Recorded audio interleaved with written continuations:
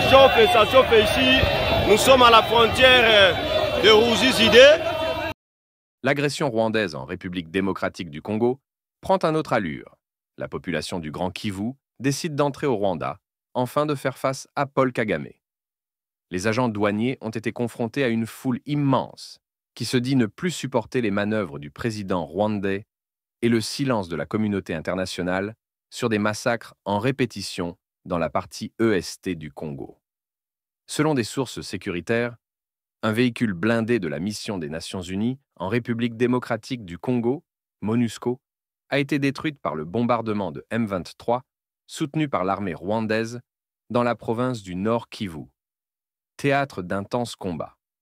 À ce sujet, les Nations Unies préfèrent évacuer certains de leur personnel de Goma. Cet acte qui, selon certaines sources, risque de créer le panique aux habitants de la ville et à ses environs.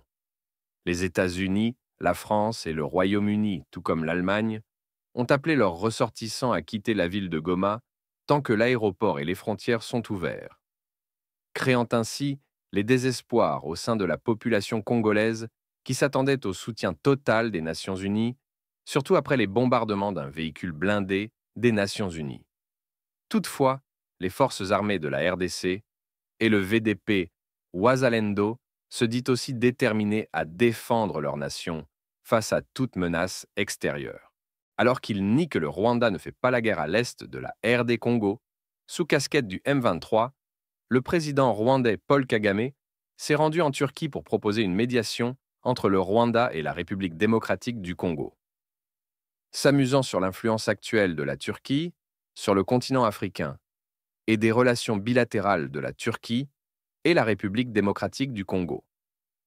Le président turc Recep Tayyip Erdogan a indiqué « La Turquie est prête à apporter toute l'aide nécessaire pour résoudre la crise entre le Rwanda et la République démocratique du Congo », évoquant ainsi la nécessité sur le respect du processus de Luanda.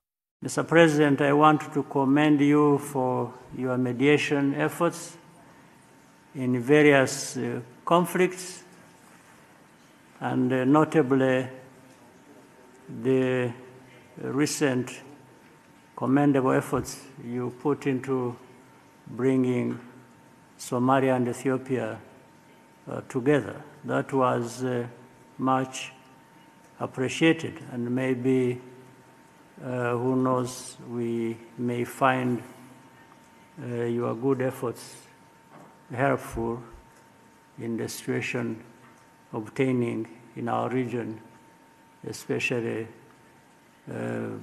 significantly involving the Democratic Republic of the Congo.